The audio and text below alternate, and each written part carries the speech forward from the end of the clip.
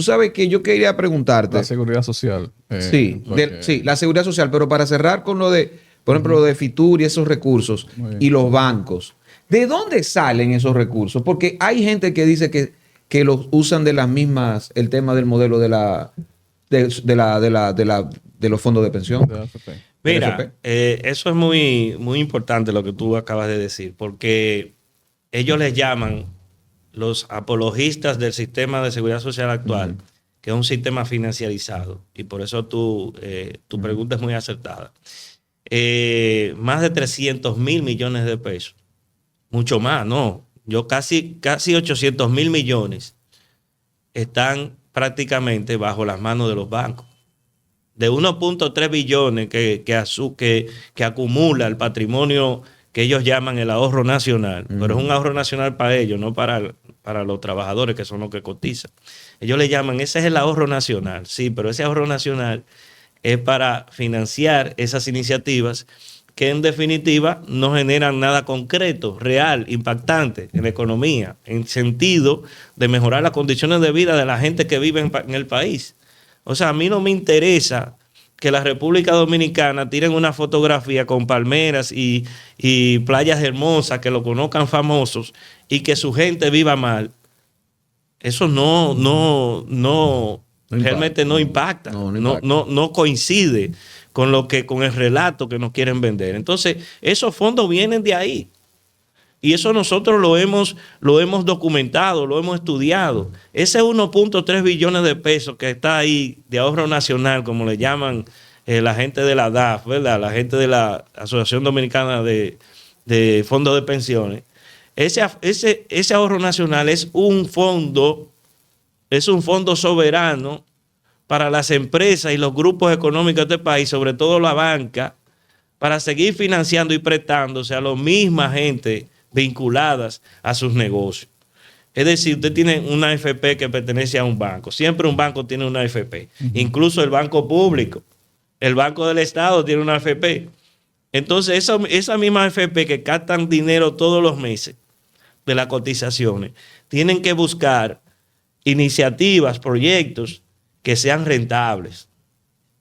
¿Para qué? Para pagar y alimentar el fondo que tú tienes en una cuentita que se llama cuenta de capitalización individual, y que tú te sientas realmente que eres un capitalista mayor. Porque cuando tú ves este gráfico de pastel y dices wow, pero mira, mi dinero está en bonos de Hacienda, en bonos del Banco Central, que tanto en un fideicomiso, que en la planta de Macao eléctrica, en tal fideicomiso, en tal cosa, en tal fondo inmobiliario. Entonces eso te da la sensación de que tú estás siendo un inversionista.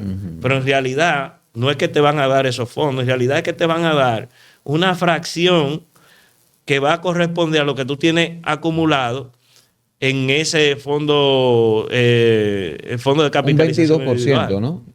Se dice que eso puede ser hasta menos, puede ser hasta un 25%. Por eso ellos están desesperados por aumentar el porcentaje de cotización de 9.95, llevarlo a 15. No. Y aumentar. Eso quieren. Y aumentar la edad de retiro. ¿Para qué? Para que usted a los 70 años todavía esté cotizando. Para engrosarle su negocio y para ellos decir, bueno, pero si tú acumulas más, tú vas a tener más.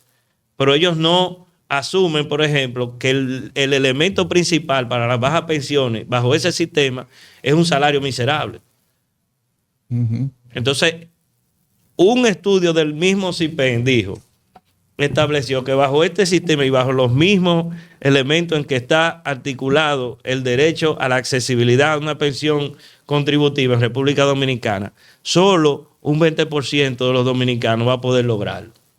Entonces, que el 80% no va a poder lograr acumular a 360 cotizaciones. Porque eso implica que usted tenga que durar de manera ininterrumpida en su ejercicio laboral más de 30 años. Y aquí nadie dura 30 años laborando, cotizando en la formalidad. En un país que hay 54% de mano de obra informal. Y donde ellos quieren hacer ellos quieren eliminar la cesantía, quieren hacer una serie de cosas que van a impedir eso. Entonces la cesantía, ellos la quieren privatizar. Es decir, crearte una cuenta como así la hacen en la capitalización individual, para que una AFP maneje tu cesantía, que te la sacan de tu sueldo para que los empresarios entonces cuando te despidan no tengan que pagar un chele. Es decir, que eso va para ti, o sea, tú vas a financiar tu propia cesantía. Esa es una modalidad. La otra modalidad es reducirle los días calculables o ponerle un techo de 5 años. Todo lo que se articula en la República Dominicana en materia de políticas públicas es regresivo. Porque fíjate algo, la cesantía ¿para qué? Ellos dicen para flexibilizar el costo de la mano de obra. Suena muy bonito, pero en definitiva hay que siempre buscarle el contrasentido. Es un asunto semántico. Entonces tú le dices, no, eso no es reducir o flexibilizar el costo de la mano de obra. Eso se llama deteriorar las condiciones de vida del trabajador aún más para tú ganar más y sostener tus negocios que no están sostenidos en base a la innovación, a la buena gestión, sino al rentismo que el Estado hace posible a través de todos esos mecanismos que hemos mencionado aquí. Francisco, repite la edad que las personas pueden ya recibir su dinero de la AFP. ¿A qué edad? En teoría son 65 años. 65. ¿Y cuántos años tienen que cotizar para poder retirar su dinero? Más de 30 años. Pero eso es que es un robo. O sea, que un asalto. Para tú...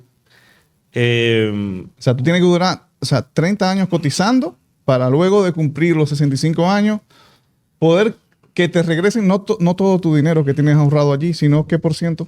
Un porcentaje que va a estar definido al momento de retiro, no sabemos cuánto es. Pero la tasa de recuperación, no es el 100%. Hay estudios que dicen que es un 20, un 25, un 30. Eso no se sabe porque el sistema está basado en el riesgo, en el riesgo financiero. O sea, si aquí pasa una cuestión que la economía no está creciendo lo suficiente y que el tipo de cambio se dispare o que baje el tipo de cambio, todo eso va a afectar las pensiones futuras, porque fíjate que todo eso está enlazado al rendimiento financiero y todos los riesgos que ocurran en la economía pueden afectar la cantidad de dinero con que tú te vas a retirar. No es igual que un fondo de pensión pública, donde tú dices, yo me retiré con 65,000 pesos y cumplí con 20 o 25 años de trabajo. Eso me dice a mí que tengo el 70% de mi sueldo. No es así. El actual es un sistema en donde te dice, yo tengo 800,000 pesos en el fondo, me quiero retirar, cumplí mis 65 años, cumplí mis 360 cotizaciones. Entonces el sistema te va a hacer un cálculo de lo que entiende, ¿verdad? Según los parámetros financieros que tú vas a recibir. Hay gente que dicen, hay estudios del BID, del mismo MEPIC que han dicho que es un 25%, otros dicen que es un 28%. Pero eso, si tú le sumas un 28 de 60,000 pesos, eso es como menos de 20,000 pesos. ¿En qué año se van a desembolsar los primeros? 2033 ya vamos a ver los primeros sacrificados del sistema. Dios. Ahí nosotros vamos a comprender, la ciudadanía va a comprender lo que muchas veces nosotros que hemos impugnado el sistema de seguridad social financiarizado, bancarizado, tiene como efectos sociales, que va a ocurrir como pasó en Chile. Entonces, ¿qué va a pasar? Que las pensiones van a ser tan bajas que finalmente, ¿quién es que va a venir? El Robin Hood de siempre, don Estado. ¿Y lo va a pagar quién? La ciudadanía con impuestos. Porque ellos lo que dicen es, que el sistema público es un sistema que va a generar déficits fiscales, pero entonces cuando las pensiones son bajas, como ocurrió en Chile, que ya no lleva 20 o 30 años en el proceso, ¿qué están haciendo en Chile?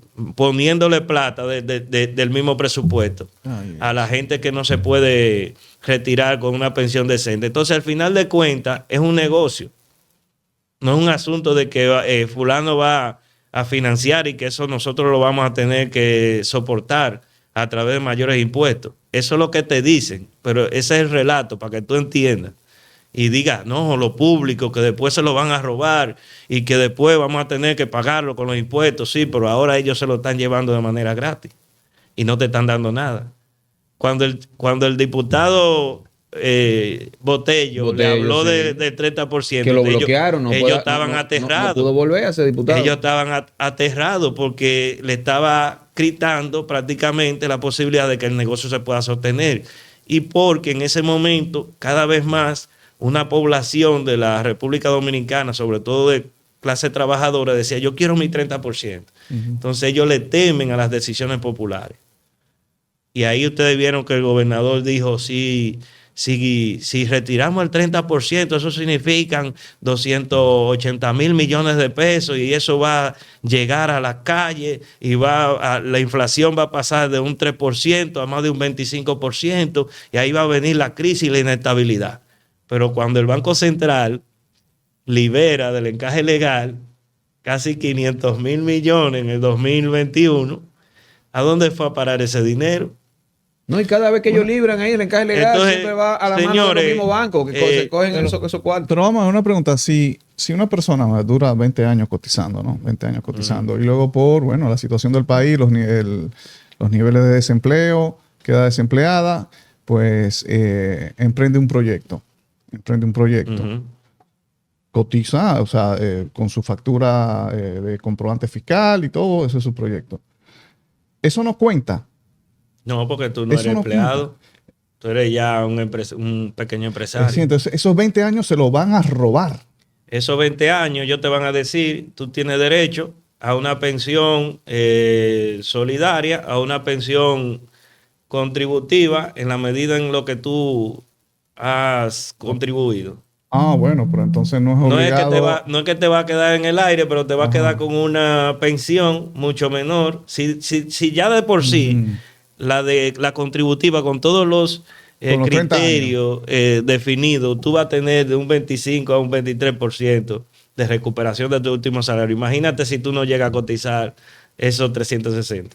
Okay. Es menor. Entonces aquí ellos llaman, y ahí en un debate que recuerdo estuve en un programa, que me dijo, no, pero hay una pensión mínima. ¿Sabes cuánto es la pensión mínima? Wow. 13 mil pesos, 13.500, 14 mil pesos. Entonces, ¿cómo será que un instrumento que se creó de seguridad social por allá por el siglo XIX en Europa para lograr que la gente no cayera en la pobreza y evitara que el socialismo barriera prácticamente a Europa? Fue una medida de contención del capitalismo. Eso fue en Alemania, Otto von Bismarck. Y después los ingleses la implementaron y así fue que se creó la seguridad social. Entonces, ¿cuál es el criterio de la seguridad social y de las pensiones? Señores, que la gente no caiga en la indigencia. Pero con 14 mil pesos eso es indigencia, eso es pobreza. Entonces, lo mínimo que debe tener una pensión es estar al nivel del salario promedio de las empresas del sector privado no sectorizado. Claro. Que son 18,000, 20,000 pesos. Claro, y además es que todavía esa exigencia de que tienes que durar 30 años cotizando para que te toque 1%, eso está basado en una injusticia porque el Estado no te garantiza el empleo. No te lo garantiza, porque si fuese un asunto de que, es que tú tienes garantizado el empleo, ya es decisión tuya de si vas a trabajar o no. Ahí eso yo lo puedo entender, pero cuando el Estado no te garantiza eso, no es tu culpa que tú no consigas trabajo. Tú estás montado bajo una injusticia. Y yo recuerdo, y voy a conectar eso con lo que dijo un gran empresario del turismo. Dice que a él no le gusta los DAO, que el DAO daña a la gente. Oh, Dios. Y yo pregunto, diablazo, que te den la tierra, que te quiten los impuestos, que te mantengan una fuerza laboral prácticamente en el mínimo indispensable, con salario mínimo por debajo de la línea de pobreza. Eso no es DAO. Entonces, DAO es cuando un dominicano que no ha recibido el apoyo del Estado, no ha podido, por las condiciones mínimas de la calidad educativa, del sistema de salud de nuestro país, que vive en la miseria, está buscando empleo, está buscando trabajo, trabaja en lo que sea para buscarse la vida. Señor, usted no puede estigmatizar a una persona que vive en esas condiciones. Privilegiado eres tú, que te dieron todo prácticamente en tus manos y ahora tú eres el gran empresario dominicano, el que da clases de cómo es que se debe trabajar en este país. Señores, la gente que más trabaja es el dominicano de a pie, que sale desde las 6 de la mañana y 5 de la mañana y llega a su casa a las 7 y 8 de la noche chiripeando. Esos son los que trabajan de verdad y que sostienen la economía. Después eso que están haciendo negocio, ustedes saben el costo con que lo están haciendo. Y lástima que nosotros no tenemos una clase política en este país que tenga la entereza de decirle, no, espérese, señor, ya nosotros hemos sacrificado bastante. Yo quiero ahora que la cosa sea de doble vía. De que yo te estoy dando estos 50,000 millones y tú me estés dando por lo menos trabajadores bien pagos y que por lo menos del impuesto sobre la renta, págame una tasa mínima. Porque el asalariado en este país paga de un 15 a un 25 todos los meses sin mancar. Y entonces el que invierte en un bono del Estado o en una acción, el rendimiento no paga impuestos. O sea que para tú ser inversionista financiero, ustedes están viendo el paralelismo. Claro. O sea, el que está trabajando, sudado, matándose, cumpliendo un horario, formándose, porque la competencia, hay que siempre estar haciendo diplomado, maestría, para que los empresarios te empleen, porque después dicen, no, pero tú no tienes esto, tú no tienes lo otro. Entonces, ahí es que está. Y entonces, los jóvenes de nuestro país, sobrecalificados, terminan yéndose, porque dicen, ven acá, pero yo he invertido en mi educación y mi formación más de 15 años, entre educación primaria, secundaria, universitaria y después postuniversitaria, para yo ganar 30,000 pesos, sentármele a un grupo económico de esto por 40,000 y 35,000 pesos. 40,000 y como tú dices, sin prestaciones, ya vas a sin prestaciones. Entonces... que tú mismo te vas a pagar esas prestaciones. Aquí hay que, yo diría, hay que comenzar a cuestionar muchas cosas. Claro que sí. Y yo siento que la sociedad dominicana, a pesar de vivir en una democracia, vive con mucho miedo. Definitivamente. Y lo vive que hablamos, autocensurada. Lo que hablamos, como hablamos, y yo soy una gente que he trabajado en el Estado, terminamos afuereados. Porque el costo Totalmente. De decir la verdad en una democracia de papel celofán como en la República Dominicana, el resultado es tu proscripción de los espacios donde se trabaja. ¿Por qué? Porque tú eres responsable y dices la cosa como es.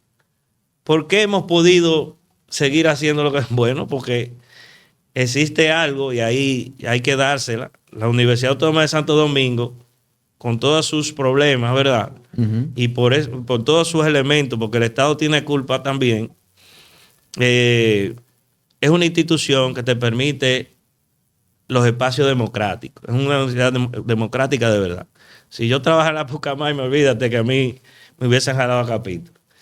Y desde luego que, porque son empresas y uno lo entiende y sirven a la ideología del sistema, a todo. Entonces, nosotros tenemos que comenzar a cuestionar esas cosas y decir la cosa por su nombre. Que aquí 400,000 pesos se vayan, 400,000 millones de pesos se vayan así por así. Y no haya un solo senador, un solo diputado que se pare ahí a hablar sobre eso. ¿Por qué tienen miedo? Entonces yo veo a veces el mismo senador de distrito hablando de cosas, está bien esto de la indexación. Pero es bonito. Pero eso no tiene problema. Háblame de los problemas de fondo. Háblame del tema de que la seguridad social y el tema de las exenciones responde a una dinámica realmente económica perversa.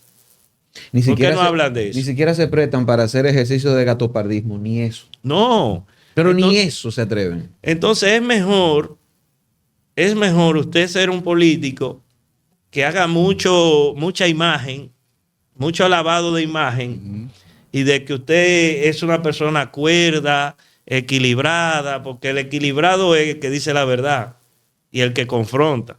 Ese no es buen político.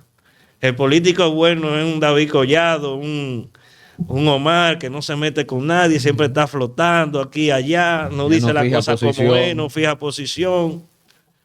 Porque esos son los que dicen equilibristas que después van a reproducir el mismo sistema. Porque ustedes creen que esos grupos que se benefician de todas esas facilidades y ostentan esas riquezas, se quedan de brazos cruzados esperando que sea el pueblo dominicano de verdad que elija.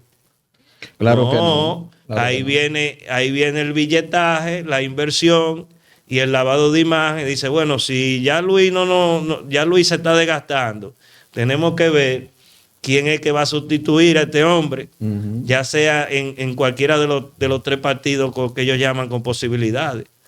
Entonces ahí vienen, invierten en fulano. Al final ese fulano llega, tira un discurso rimbombante, a los pobres y a la clase media le da clientelismo, a la clase media puestos y decretos, que es lo que realmente siempre busca, y oportunidades de negocio y contratos, y a los pobres la política social. Ya con eso tú mantienes un cierto equilibrio y entonces a nosotros nos deja el gran negocio. Exacto, el gran negocio. Tú sabes que hay algo que dice el informe que me llamó mucho la atención y va como ya en la parte de ustedes en las conclusiones, si mal no recuerdo. Ustedes hablan de la economía, pero hablan de la economía política. Claro. Ustedes están oyendo todo este despliegue de nuestro amigo Francisco Tavares, de cómo habla de política, y habla de política profunda, de política seria, y habla de los factores sociales, ¿verdad?, que condicionan y nos tienen de la forma en que estamos. Yo abogo porque cuando hablemos de economía, hablemos de política. Porque a ti te van a diferenciar. Ah, no, tú eres un economista zurdo. Tú eres un zurdo, Sí. hablando de economía. A diferencia de Andy Dawarre, que es un economista. No, señor. Él es un economista político también.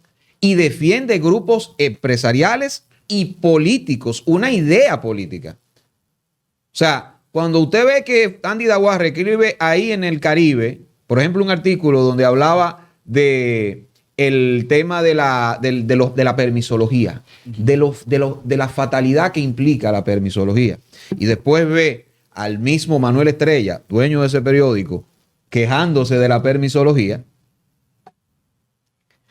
No me dicen que eso es un economista independiente. No. Es un economista, no, es un economista político. Claro. Ahora, pero sí, ok. No, Pero, es que a la economía hay que llamarle economía política, porque la economía es política, Sí, hermano. pero Magín no es político, es un técnico. Oh, técnico. No. Ajá, exacto. Imagín es un técnico. Imagín es un técnico. Ajá. Mira, la ciencia económica nace como economía política. Así era que se le llamaba, economía política. ¿Dónde es que se hace la decisión? Después hubo otros desarrollos, precisamente de economistas que tenían una visión de sacar la economía de la sensibilidad social y pasarla a un elemento supuestamente cientista, que es donde hablan los tecnócratas. El tecnocratismo es de que la economía simplemente es una ciencia basada en evidencia. Y entonces ahí vienen todos estos elementos de que hay que buscar los datos, de que poner las cosas difíciles para el entendimiento de la sociedad, del público en general. Y entonces a la gente que hablamos de los conflictos sociales y del conflicto político que implican los resultados económicos, nos dicen políticos. Pero eso es una cuestión peyorativa y nos dicen zurdo. ¿Por qué? Porque cuestionamos la realidad. Porque la economía no puede estar disociada de la política. Definitivamente. Porque como ustedes pueden ver, quien tiene poder económico tiene poder político en esencia. Y así el mundo se dirige por el poder económico. ¿Por qué las grandes tecnológicas hoy tienen poder? Porque han vinculado ese poder que le ha dado, ¿verdad?, el streaming A la política. tener esas grandes bases de datos para poder mediar las conciencias humanas. Entonces ellos dijeron, pues nosotros tenemos poder porque nosotros podemos decidir quiénes gobiernan. Claro, ahí está el ejemplo. Y entonces, fíjate que ahora el gobierno de Trump está gobernando con el apoyo de los principales Tecnócratas, sí, y de exacto. tecnológicos. Entonces eso se llama tecnofeudalismo actualmente. Sí, Gianni Varoufakis Entonces, lo ha acuñado. Entonces, en República Dominicana hay un conjunto de postalitas en la economía que los platós periodísticos siempre llevan para decir que estos no son políticos. que esto están hablando de cuestiones técnicas y que como ellos hablan de cuestiones técnicas, el tufo popular de los políticos no les llega. Y entonces ahí ellos siempre flotan como el corcho, porque son figuras que están a sueldo y de alguna forma bajo la consideración de esos grupos económicos. Cuando Andy escribe un artículo, cuando alguien hace un estudio sobre el CRES, hace un estudio, el trasfondo de la economía política, yo que decodifico es... Y mi amigo Miguel Collado Di Franco. No, por eso lo que respeto y admiro totalmente. Muchísimo. Entonces, el trasfondo es: no me graves el capital, no me graves las ganancias del sector financiero, porque tú vas a matar el ahorro. Y eso es ideológico. Entonces, eso es ideológico. Eso es ideológico. Entonces, el trabajador que no tiene para ahorrar, entonces eso es técnico. Ah, no, que ellos no pueden, tienen que pagar el impuesto porque ese impuesto es lo que garantiza que haya estabilidad presupuestaria. Entonces, estamos hablando en esencia de un enfoque tecnocrático que responde a una visión de la sociedad en donde todo que debe primar es el negocio, el mercado. Nosotros proponemos que el mercado es un buen asignador generalmente de los recursos escasos, pero en ocasiones no funciona y a veces no funciona del todo. Entonces el Estado tiene que jugar su rol. El Estado tiene que regular para garantizar el bien social. Pero ellos no, ellos dicen, no, esto hay que dejárselo al Dios mercado. Al Dios mercado, y eso no puede ser así. Bueno, gracias Francisco Tavares por estar con nosotros. Este estudio sobre el gasto tributario, este informe sobre el gasto tributario en el año 2025, ¿está disponible a dónde? La gente puede acceder. Bueno, lo pueden descargar en la página web de la Fundación Juan Bosch, una fundación que siempre ha propuesto la investigación crítica. Que va más allá de lo que se ve. Divulgativo, está en un lenguaje llano. En la página, sí, divulgativo y entendible. No es tecnócrata, pero no, te habló como un tecnócrata aquí. Ahí no te van a hablar de rendimiento marginal, de que si yo qué. Te van a hablar en el año tal y tal. Miren, señor, el gráfico dice tal y tal cosa y te lo explica bien. Claro. Bueno, señores, La Quinta Pata. Recuerda suscribirte, activar campanita, darle me gusta para seguir creciendo, compartir y todo eso.